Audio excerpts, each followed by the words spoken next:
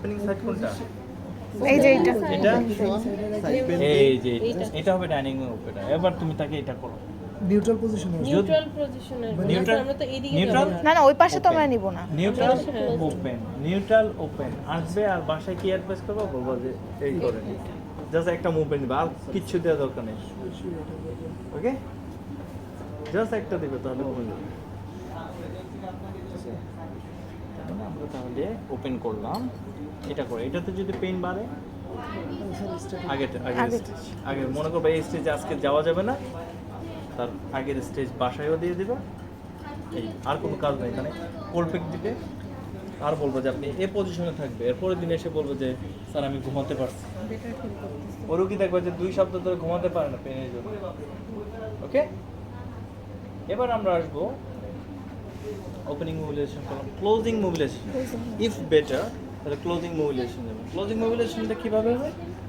এখন রাইট সাইডে যাবে, লেফট সাইডে পেশেন্টের এদিকে রাইট তো এদিকে লেফট দিকে। Closing mobilisation. তাহলে ক্লোজিং মোবিলাইজেশনে যদি পেইন বাড়ে দিব না, তাহলে আমরা স্টেজে back opening. Opening if better তখন মনে করবো আরে ক্লোজিং এ যেতে পারছি, এবার তুমি প্রোন লাইং এ তাকে এই করো, নেক্সট যা আছে সব দাও। ওকে এটাকে আমরা বা হচ্ছে sir torticollis right when weakness চলে আসে, থোরাসিক আউটলেট লিম্বে উইকনেস চলে আসে, brachial plexus মায়োলোপ্যাথি। তখন নাকি স্যার আমরা সার্ভাইকাল মায়োলোপ্যাথি। তুমি ট্রিটমেন্টে যাবো তো আগে তুমি কনফার্ম ডায়াগনোসিস হয়ে নিবা। মায়োলোপ্যাথি রোগী তুমি তো মানে নার্ভের মুভমেন্টটা বলতে যদি মায়োলোপ্যাথি সাইন দেখবে না তুমি অ্যাসেস করবে না রোগীকে, বের করবে না। মায়োলোপ্যাথির টেস্ট আছে না, রোমবার্গ টেস্ট আছে, আর কি কি আছে? আসসালামু আলাইকুম। কি অবস্থা বন্ধু? ये সাইন দেখো যে চার কি একটা রিফ্লেকশন পাবে। হ্যাঁ এটা কি বলে? টিনাল সাইন বলে।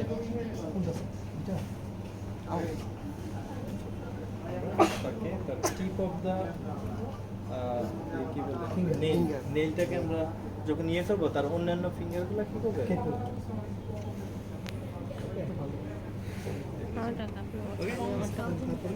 আচ্ছা এটা গেল হলো ক্লোজিং এ Closing mobilize.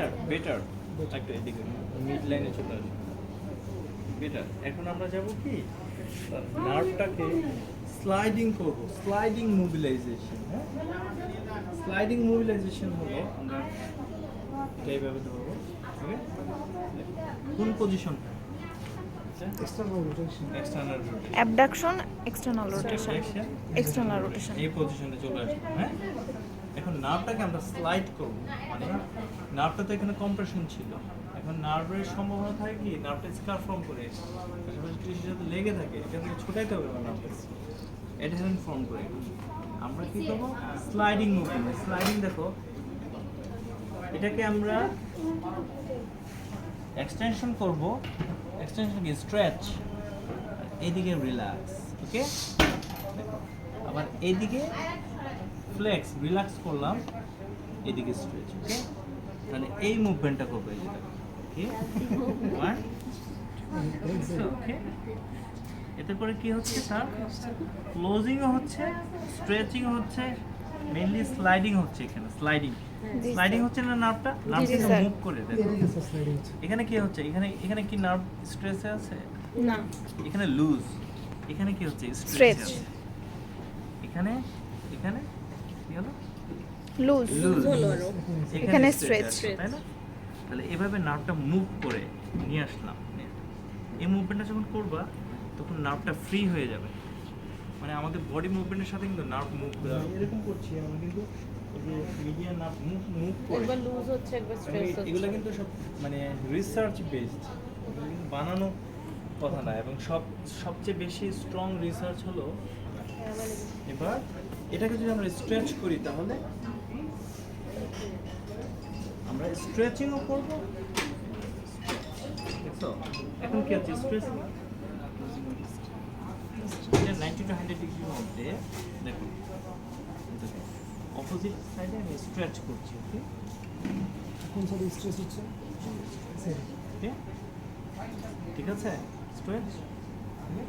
অথবা তুমি একজনের সাপোর্ট নিয়েও করতে পারো, যে তুমি এখানে আসো, একটু ভালো যদি করতে চাও, আমি কী করলাম তুমি ওদিকে নিলে, হ্যাঁ এই দেখো স্ট্রেচ, আবার ওকে স্ট্রেচ, ওকে স্ট্রেচ, ওকে।